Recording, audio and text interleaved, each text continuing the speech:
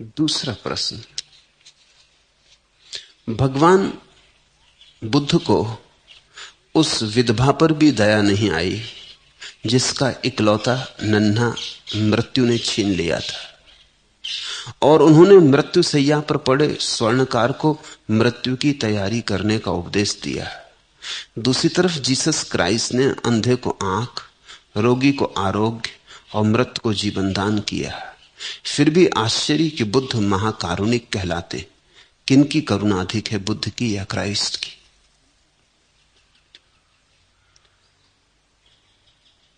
जिस छोटी सी कथा की ओर संकेत है वो तुम्हें स्मरण दिला देनी उचित है।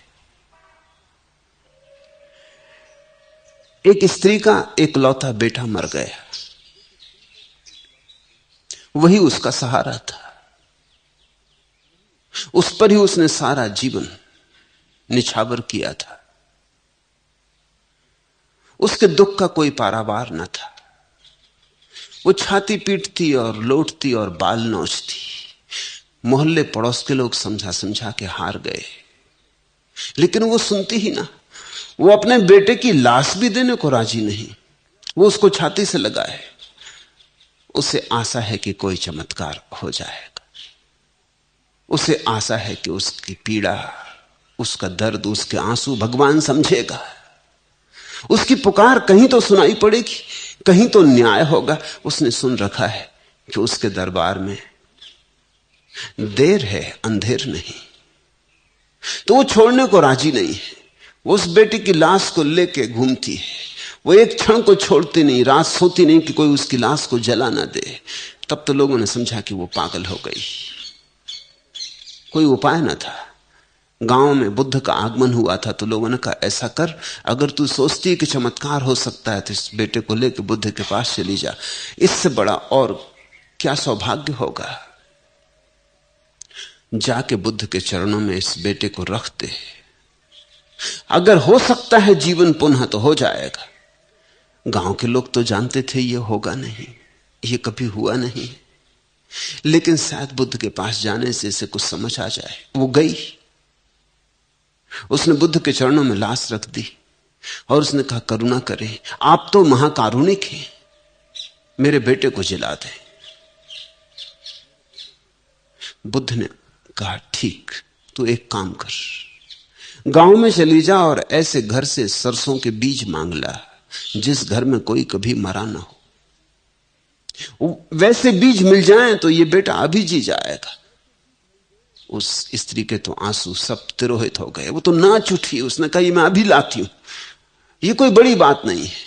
सरसों की ही तो खेती होती हमारे गांव में, घर घर सरसों है, अभी लाती हूं। उसे होश भी नहीं है कि ये बीज मिल ना सकेंगे। उसे शर्त की बात ख्याल में नहीं है कि बुद्ध ने कहा उस घर से जिसमें कोई कभी मरा ना हो। वो गई, एक घर, दो घर, तीन घर, गांव के एक एक द्वार पर उसने दस्तक दी। गरीब से गरीब और राजा तक गई, लेकिन सभी ने कहा, पागल, ऐसा घर कहां मिलेगा जहां कोई कभी ना मरा हो। ऐसा घर तो हो ही नहीं सकता। किसी का पिता मरा है, किसी की मां मरी है, किसी का बेटा मरा, किसी का भाई मरा। ऐसा घर तो हो ही नहीं सकता। जितने लोग घर में रह रहे हैं, इससे अनंत गुना लोग घर में मर चुके। बाप के बाप मरे, उनके बाप मरे, कितने लोग मर चुके। ऐसा तो कोई घर हो नहीं सकता जहां कोई मरा ना हो। सांझ होते होते उसे बोध आया कि मृत्यु अनिवार्य है। वो लौटी, नाचती गई थी खुशी में कि ले आएगी सरसों के बीज। खाली हाथ लौटी, लेकिन नाचती ही लौटी। अब बेटे के जगने की तो कोई उम्मीद न थी। अब कौन सी खुशी थी? अब वो इस खुशी में लौटी कि उसके हाथ एक सत्य लग गया कि मृत्यु अनिवार्य है, रोना व्यर्थ है, और जो थोड़े से जीवन के क्षण बचे इनका ऐसा उपयोग कर लेना जरूरी है कि आदमी अमृत को उपलब्ध हो जाए। इस देह में तो मृत्यु घटेगी, उसको खोज लेना जरूरी है जहां मृत्यु ना घटती हो। उसने बुद्ध के चरणों में आके सिर रख दिया। बुद्ध ने कहा, ले आई सरसों के बीच। वो हंसने लगी। उसने कहा, आपने भी खूब मजाक किया, लेकिन बात काम कर गई। सरसों के बीज तो नहीं मिले, और लाश को हटा दिया उसने बेटे की वहां से, और लोगों से कहा ले जाओ और दफना दो। और बुद्ध से कहा मुझे दीक्षा दे, मुझे संन्यास्त करे। आज हूं, कल का पता नहीं, कल हो सकता है मैं भी मर जाऊं।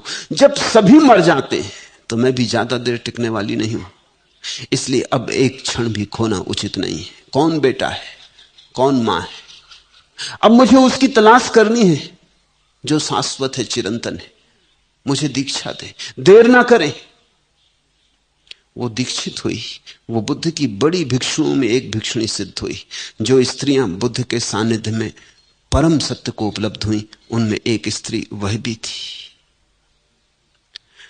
तुमने पूछा है कि बुद्ध को महाकारुणिक कहा जाता है, और क्राइस्ट तो मुर्दों को जिला देते, अंधों को आंखें देते, बीमार को स्वस्थ कर देते, कोढ़ी को चंगा कर देते, बहरा सुनने लगता, लंगड़ा चलने लगता, गूंगा बोलने लगता। तो जीसस करुणावान है या बुद्ध? जीसस करुणावान है, बुद्ध महाकरुणावान। जीसस की करुणा बहुत दूर तक काम नहीं आएगी, इसलिए करुणावान। बुद्ध महाकरुणावान, उनकी करुणा अंत तक काम आएगी, अनंत तक काम आएगी। अगर किसी मुर्दे को भी जिला दिया तो भी वो मरेगा। जीसस ने लजारस को जगा दिया था, मर गया था लजारस, फिर अब लजारस कहां है?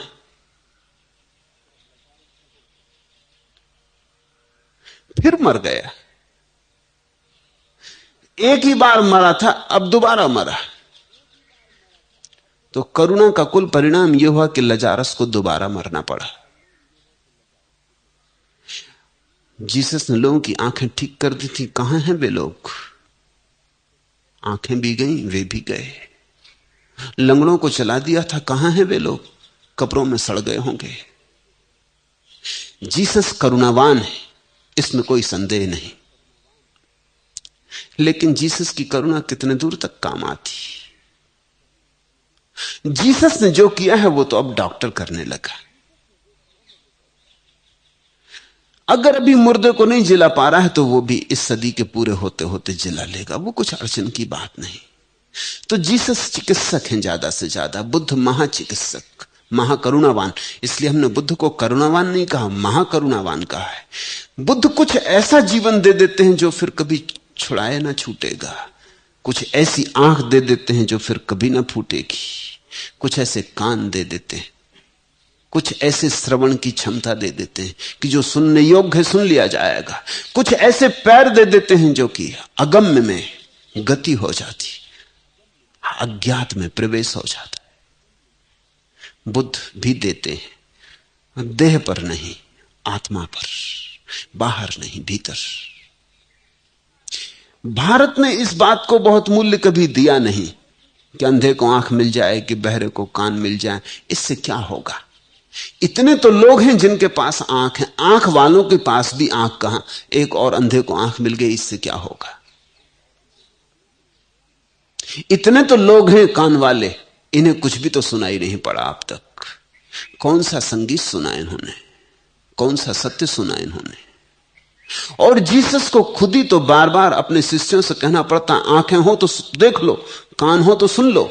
उनके पास आंखें भी थी, कान भी थी, लेकिन जीसस को बार बार कहना पड़ता है, सुनो, कान खोल के सुनो, आंखों का उपयोग करो। बुद्ध भी आंख देते, महावीर भी आंख देते, कृष्ण भी आंख देते, सूक्ष्म की आंख, अंतर्दृष्टि, ऐसी आंख जो एक बार खुल जाए तो फिर कभी बंद नहीं होती। बुद्ध भी जगाते हैं, मृत्यु से नहीं, जीवन से जगाते हैं, इसलिए महाकरुणा। मृत्यु से जगाया हुआ तो फिर मरेगा, फिर पैदा होगा। जीवन से जगा देते हैं कि फिर न कोई जन्म हो और न कोई मृत्यु हो, महाजीवन में जगा देते। लेकिन साधारणतः तुम्हें भी जीसस की बात ज्यादा अर्थपूर्ण मालूम पड़ेगी, इसलिए तो दुनिया में ईसाई बढ़ते गए। ईसाई के बढ़ते जाने का कारण है, हर आदमी को बात जचती। तुम्हारी भाषा में, तुम्हें फिक्र भी कहां अंतर्दृष्टि की। तुम कहते छोड़ो भी, अंतर्दृष्टि चाहिए किसको। इधर हमारी आंख पे चश्मा चढ़ा है, आप अंतर्दृष्टि की बातें कर रहे हैं। पहले चश्मा तो उतर जाए। इधर हमें सुनाई नहीं पड़ रहा, आप कहां की सत्य की बातें कर रहे हैं, पहले कान ठीक हो जाए। इधर मेरा पैर लंगड़ा है और आप कहते हैं परमात्मा में यात्रा करो, पहले संसार में यात्रा करने योग्य तो बनाते।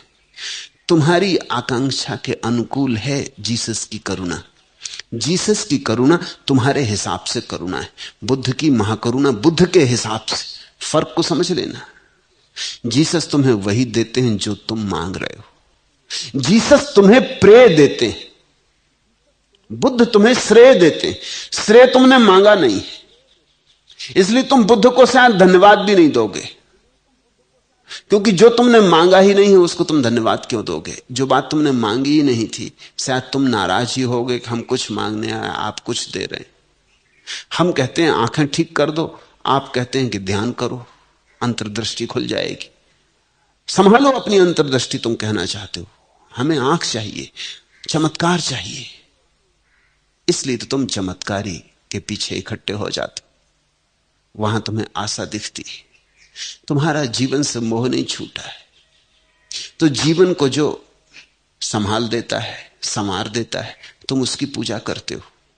बुद्ध तो कहते हैं इसमें कुछ भी सार नहीं, ये दे ही चली जाएगी, ये जाकर ही रहेगी, और 2-4-10 साल जी लोगे, फिर क्या होगा।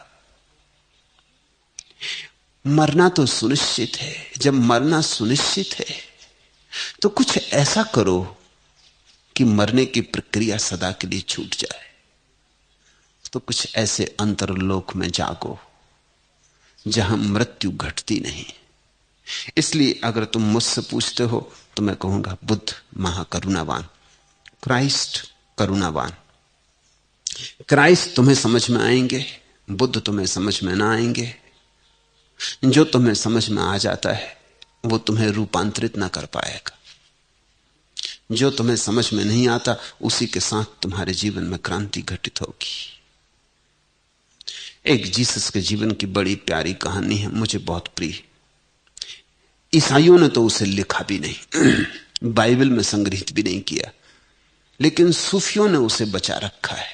सूफियों ने जीसस की कई कहानियां बचा रखी जो ऐसी अद्भुत हैं कि उनके बिना बाइबल अधूरी है। लेकिन शायद बाइबल लिखने वालों ने सोच के छोड़ दिया होगा, क्योंकि वो खतरनाक कहानियां हैं। जीसस एक गांव में आए और उन्होंने एक आदमी को देखा जो शराब में धुत सड़क के किनारे गटर में पड़ा गाली गलौज बक रहा था। जीसस ने उसे हिलाया और कहा कि मेरे भाई, क्या जीवन शराब पीने को मिला है? उस आदमी ने आंखें खोली, थोड़ा होश उससे आया। उसने जल्दी से जीसस के पैर पकड़ लिए। उसने कहा, महाप्रभु, मैं तो मर गया था, तुमने ही तो मुझे जिलाया था, अब तुम ही जवाब दो कि मैं जिंदगी का क्या करूं। मैं तो मर गया था, तुमने मुझे जिला दिया, अब मैं क्या करूं इस जिंदगी के साथ। और अब तुम आ गए हो मुझे समझाने की शराब मत पियो, मैं जिंदगी के साथ करूं क्या? ये जिंदगी बहुत बोझिल है और बड़ा दुख मुझे मिल रहा है। शराब में पी के किसी तरह अपने को बुला रहा हूं। अब अपनी समझदारी अपने पास रखो, तुम ही जिम्मेवार हो। मैं तो मर गया था, तुमने जिलाया क्यों, इसका जवाब दो। जीसस तो बहुत घबरा गए होंगे कि आदमी कोई मुकदमा चलाएगा या क्या करेगा, लेकिन बड़े उदास भी हो गए, क्योंकि उन्होंने तो इसे जीवन दिया था। ये सोचा भी ना था कि जीवन के बाद भी तो जीवन में अर्थ चाहिए ना। जीवन से क्या होगा? जीवन में अर्थ ना होगा तो जीवन का करोगे क्या? जीवन में अगर दिशा ना होगी तो जीवन का करोगे क्या? जीवन ही मिल जाने से थोड़ी कुछ मिलता है। जीवन तो तुम सबको मिला है, तुमने क्या किया इस जीवन का? तुम भी उस आदमी से राजी होगे कि अगर परमात्मा तुम्हें मिल जाए तो तुम भी उसकी गर्दन पकड़ के कहोगे कि तू जिम्मेवार है, तूने जीवन दिया क्यों, तूने हमें पैदा क्यों किया। अब हम क्या करें? इधर पैदा कर दिया हमें, अब कहता शराब भी मत पियो, वैश्या घर भी मत जाओ, बेईमानी भी मत करो, झूठ भी मत बोलो, ताश भी मत खेलो, सिगरेट भी मत पियो। एक तो जन्म दे दिया और अब कुछ करो भी मत, तुम्हारी फांसी लगा रहा है। तो फिर हम जिए किस लिए? जीसस उदास गांव में अंदर गए, देखा एक आदमी एक सुंदर स्त्री के पीछे भागा जा रहा है। उसकी आंखों में बड़ी लोलुपता है, बड़ी वासना है। उसे पकड़ा और कहा कि तू ये क्या कर रहा है? ये आंखें परमात्मा को देखने के लिए।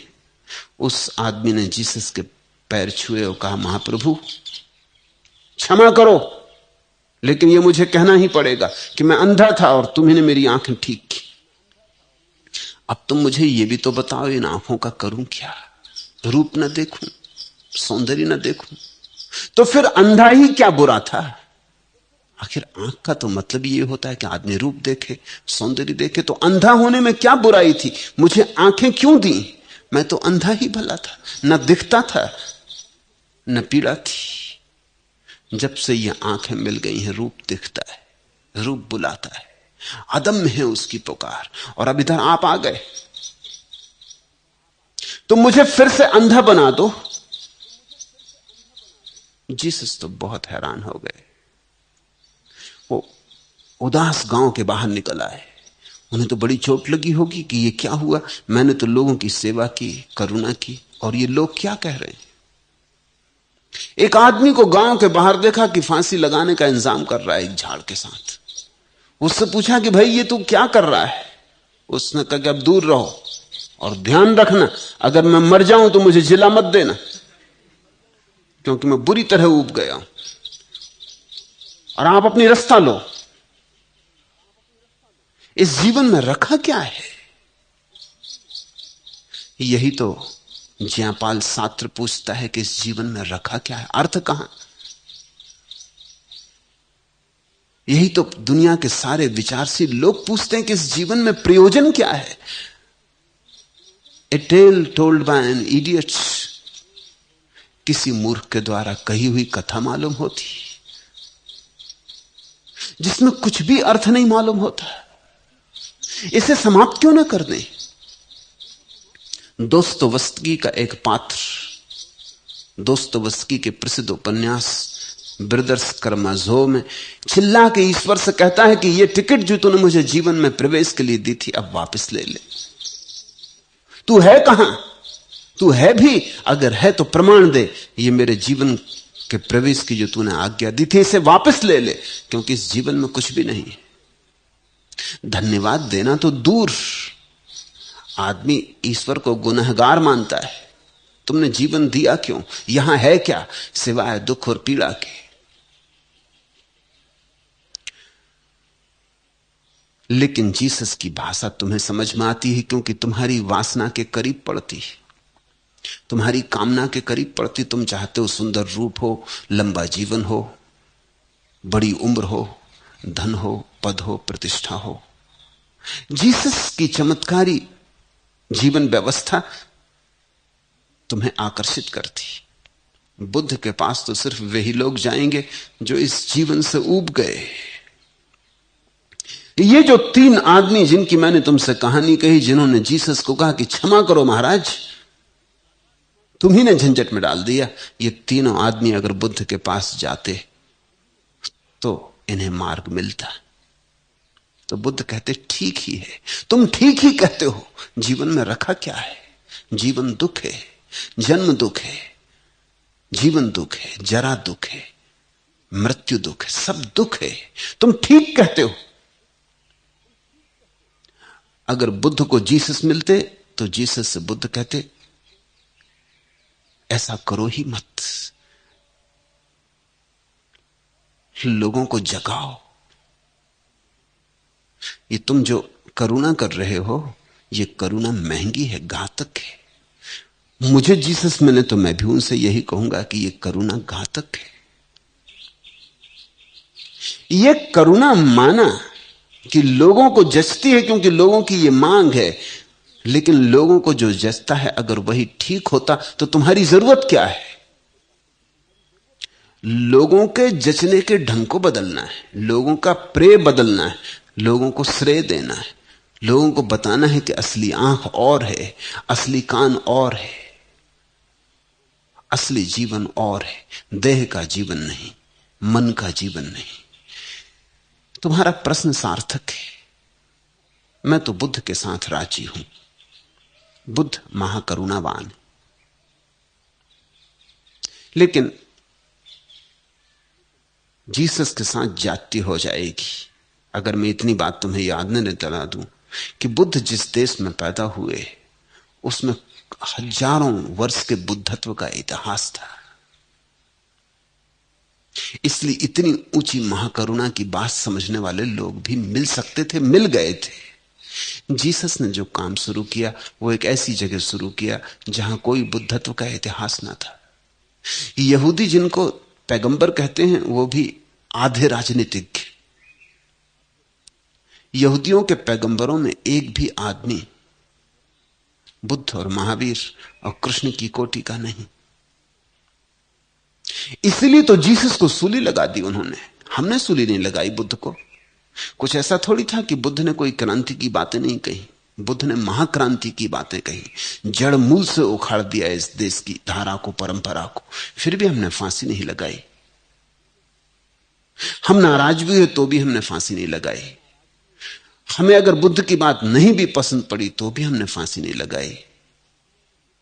बुद्ध 42 साल की लंबी उम्र तक जिए। जीसस को 33 साल की उम्र में मर जाना पड़ा। जीसस ने केवल 3 साल काम किया यहूदियों के बीच। 3 साल में बर्दाश्त के बाहर हो गए। तो जिन लोगों के बीच काम कर रहे थे वे लोग इतनी ऊंचाई की बात समझ नहीं सकते थे। जीसस की करुणा नहीं समझ सके तो बुद्ध की करुणा तो कैसे समझते। ऐसा ही समझो कि जीसस को जो क्लास मिली थी वो पहली कक्षा थी। अब पहली कक्षा को अगर तुम आइंस्टीन का गणित समझाने लगो तुम पागल हो। बुद्ध को जो क्लास मिली थी वो विश्वविद्यालय की आखिरी कक्षा थी। वहां अगर तुम 12 खड़ी सिखाओगे और वर्णमाला सिखाने लगोगे और कहोगे 1 और 1 मिलकर 2 होते हैं और 2 और 2 मिलकर 4 होते हैं तो विद्यार्थी तुम्हें निकाल के बाहर कर देंगे कि आप अपने घर जाएं। अलग तल पर बात थी। बुद्ध पुरुषों को समझने में सदा ख्याल रखना किनसे वो बात कर रहे थे। बात करने वाले से भी ज्यादा महत्वपूर्ण यह समझना है कि वो किससे बात कर रहे थे।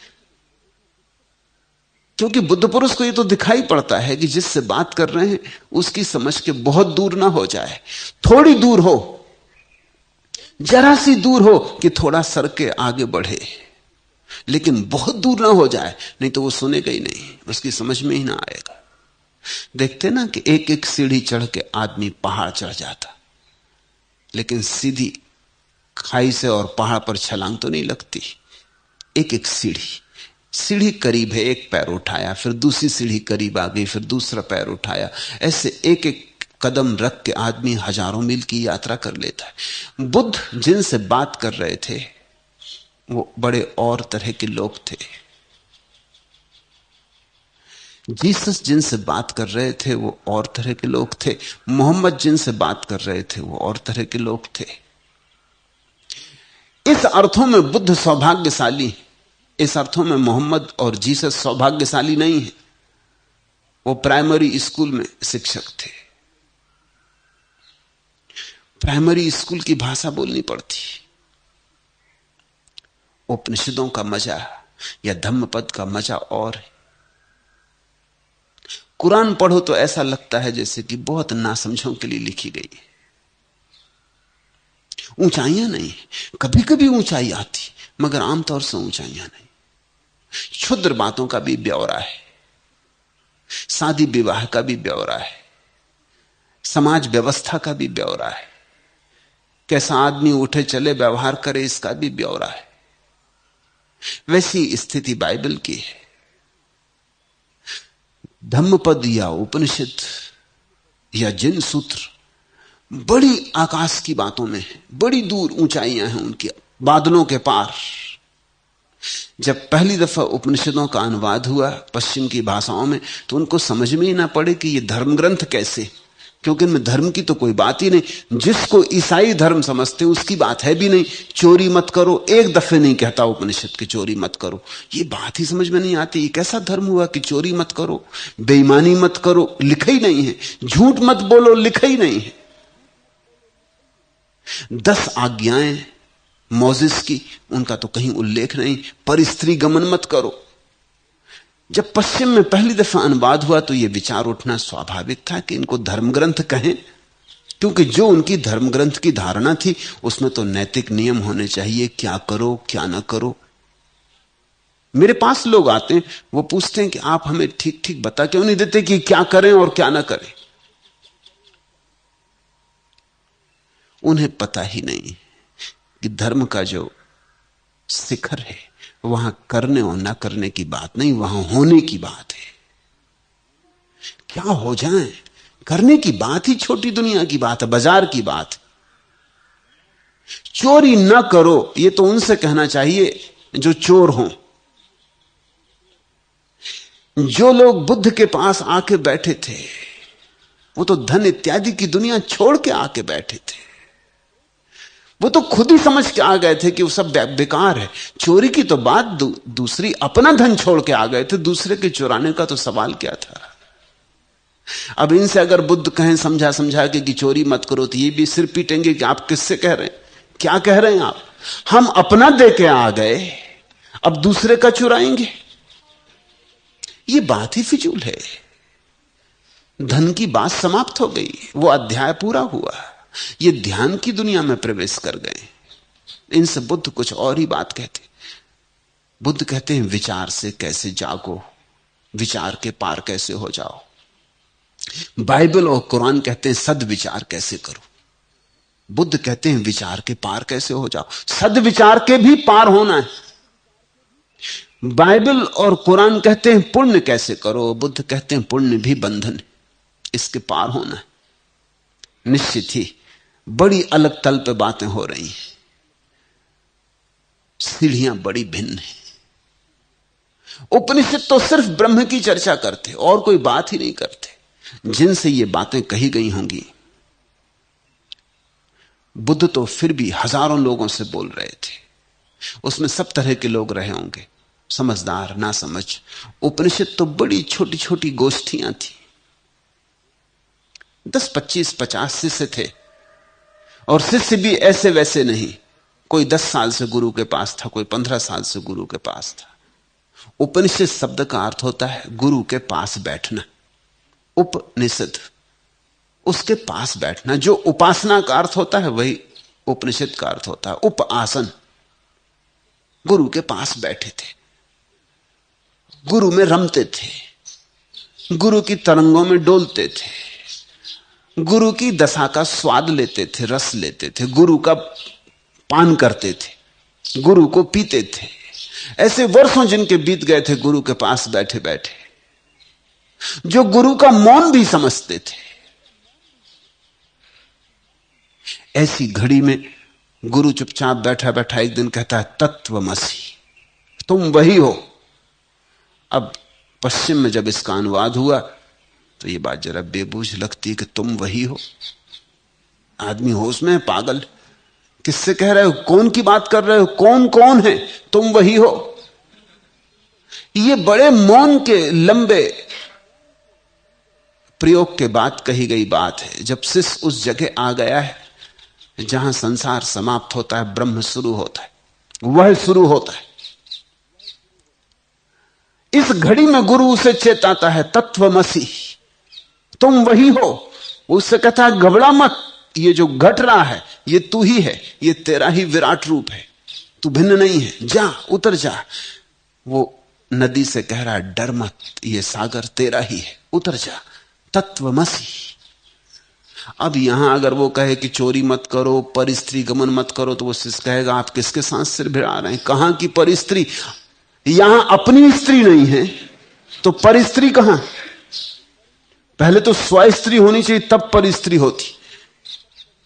इससे कहो कि देखो झूठ मत बोलना, चोरी मत करना, ये सब बेमानी बातें, इनका कोई अर्थ नहीं। इस परम शिखर पर तो तत्वमसि का ही उद्घोष हो सकता है। कि अहम ब्रह्मास्मि, कि मैं ब्रह्म हूं। जब ऐसे वचनों का अनुवाद होने लगा तो उन्होंने कहा ये शास्त्र तो धार्मिक नहीं हो सकते, इनमें आदमी को धार्मिक बनाने के लिए कोई उपदेश ही नहीं है, इनमें तो उद्घोषणाएं हैं, और उद्घोषणाओं के लिए भी कोई प्रमाण नहीं है, तर्क नहीं है। हम ब्रह्मास्मि कह दिया, बात खत्म हो गई। गुरु ने कह दिया कि मैं ब्रह्म हूं, फिर न तो कोई शिष्य ये पूछता है कि आप ऐसा क्यों कहते, इसका प्रमाण क्या है। मैं कल एक घटना पढ़ रहा था,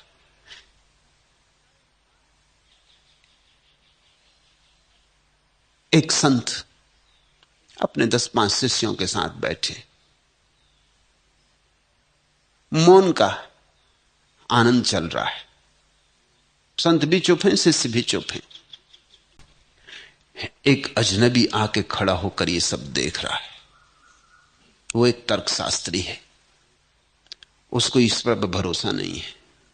वो आए इसलिए है कि लोगों ने कहा यहां एक संत का वास है, तो आए इसलिए पूछने की ईश्वर के लिए प्रमाण क्या है, भगवान के लिए प्रमाण क्या है। यहां चुप्पी चल रही है, मगर उससे न रहा गया। थोड़ी देर तो उसने देखा, उसने कहा कि भाई ये मेरे बर्दाश्त के बाहर है, कुछ बातचीत हो, कुछ मतलब की बात हो, ये क्या गैर मतलब चुप बैठे। तो संत ने उसकी तरफ देखा और पूछा कि तुम अपनी कहो। तो उसने कहा कहना कुछ नहीं, मैं ये पूछने आया हूं कि भगवान का प्रमाण क्या है। संत ने जो उत्तर दिया वो अद्भुत था। संत ने कहा भक्तों की आंख में भगवान का प्रमाण है, और तो कहीं नहीं। भक्तों की आंख में, इनकी आंखें देख, गौर से जा, एक एक के पास इनकी आंख में झांक। उसने कहा आंखों की बात छोड़ो, मैं तर्कयुक्त प्रमाण चाहता हूं। उस संत ने कहा फिर तू कहीं और जा, क्योंकि तर्कयुक्त तो कोई प्रमाण नहीं। न प्रेम के लिए कोई तर्कयुक्त प्रमाण है, न प्रार्थना के लिए कोई तर्कयुक्त प्रमाण है, न परमात्मा के लिए कोई तर्कयुक्त प्रमाण। प्रमाण जरूर है, लेकिन प्रमाण भगवान का भक्त की आंख में। भगवान को खोजना हो तो भक्त की आंख में। उपनिषदों के ऋषि बैठे हैं छोटे से समूह के पास, बड़ा आत्मीय नाता है। उस आत्मीय नाते में कुछ कुछ लेन देन हो जाता है, कभी कभी बोल जाते, इसलिए उपनिषदों के सूत्र एक दूसरे से जुड़े भी मालूम नहीं होते, क्योंकि बीच बीच में जो सेतु है वो मौन का है।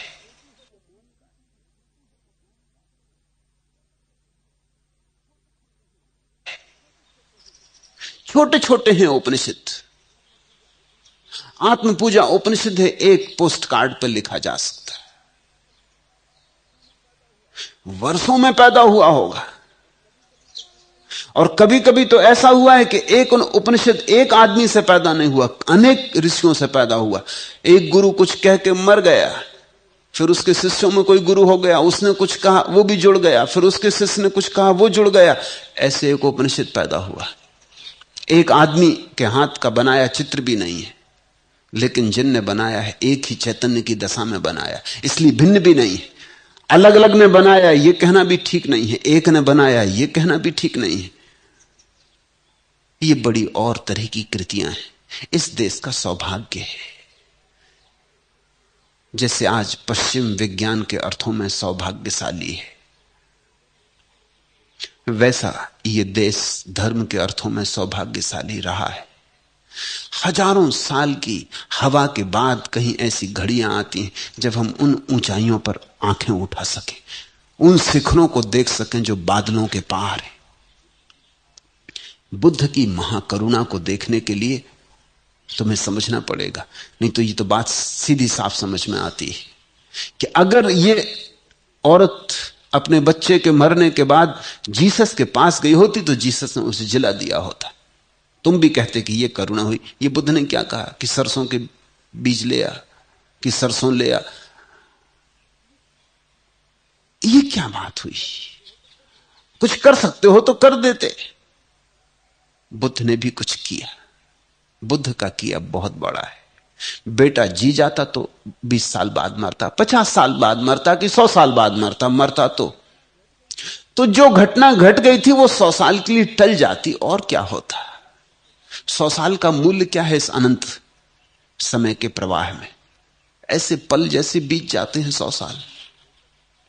तुम में से कोई 50 साल का है, कोई 30 साल का, कोई 40 साल का, कोई 60 साल का। कैसे बीत गए, ऐसे बीत गए। ऐसे वो 100 साल भी बीत जाते।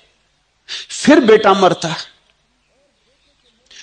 और बेटे के मरने के पहले ये मां मर जाती, और बुद्ध जैसे आदमी का साथ मिला और अमृत की कोई खबर ना मिलती, तो ये करुणा ना होती।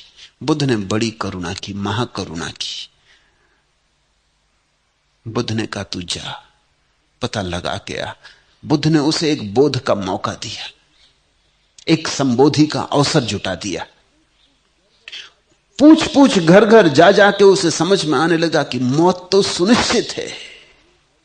तो फिर मेरे ही घर घटी है ऐसा नहीं है, कुछ मुझ पे ही कोई बड़ी विपदा आ गई ऐसा नहीं, ये विपदा सभी पर आती। और पूछते पूछते एक बात भी उसे साफ हो गई कि बेटा तो मर ही गया, मैं भी मरूंगी। तो अब बुद्ध से बेटे को जिलाने के लिए कहना व्यर्थ है। अब तो बुद्ध से यही पूछ लेना चाहिए कि कुछ मुझे ऐसा रास्ता बताओ कि मर के भी मैं न मरूं। यही सन्यास है। लेकिन जीसस के साथ जाति मैं न करना चाहूंगा, उनसे मेरा लगाव है। इसलिए जीसस की बात को ख्याल में रखना। वो जिन लोगों के बीच काम कर रहे थे वो छोटे ढंग की बात ही समझ सकते थे। उनके पास धर्म की कोई ऊंचाइयों का अनुभव नहीं था, हवा नहीं थी, वातावरण नहीं था, संस्कृति नहीं थी वैसी। बुद्ध भी वहां होते तो उन्हें वही करना पड़ता। और जीसस अगर भारत में पैदा होते तो उन्होंने वही कहा होता जो बुद्ध ने कहा है। कोई फर्क ना पड़ता, क्योंकि दोनों की चैतन्य दशा एक सी है, लेकिन परिस्थिति भिन्न भिन्न है।